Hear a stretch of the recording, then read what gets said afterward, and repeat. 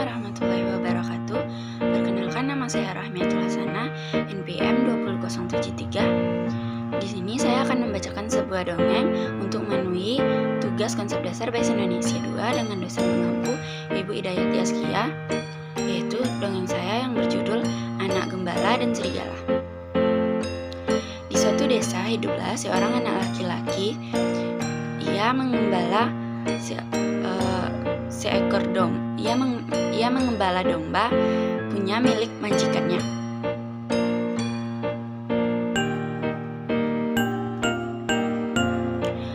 Ia mengembala di sebuah desa yang dekat dengan hutan lebat. Ia lebih mengembala di hutan ketimbang di desa karena lebih banyak daun-daun yang bisa menjadi makanan domba-dombanya tersebut. Padahal di hutan tersebut cukup lebat dan gelap.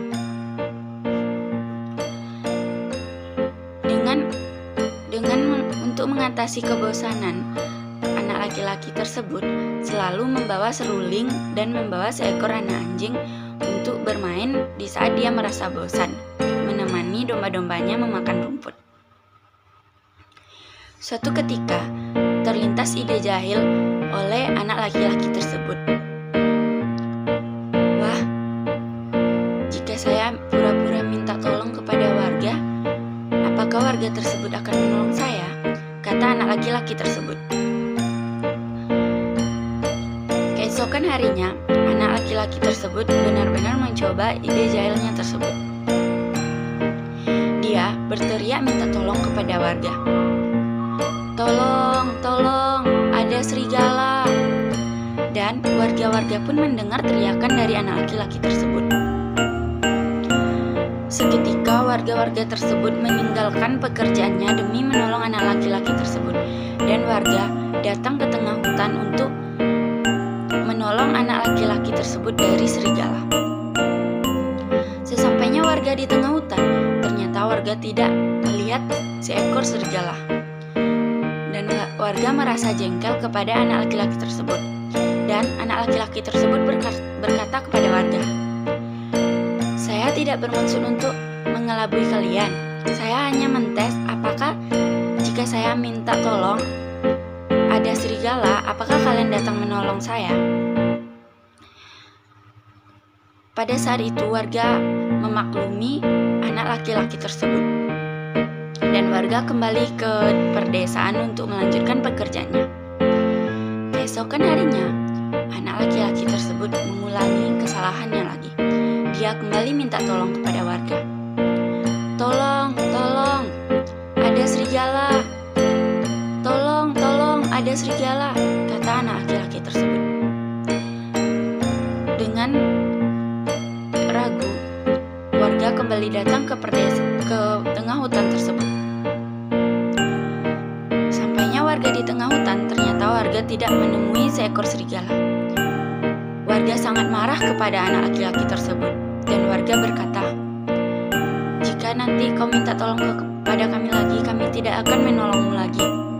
Dan ada seekor tukang roti berkata, "Jangan berbohong kepada kami, karena pekerjaan kami sangat banyak," kata tukang roti tersebut.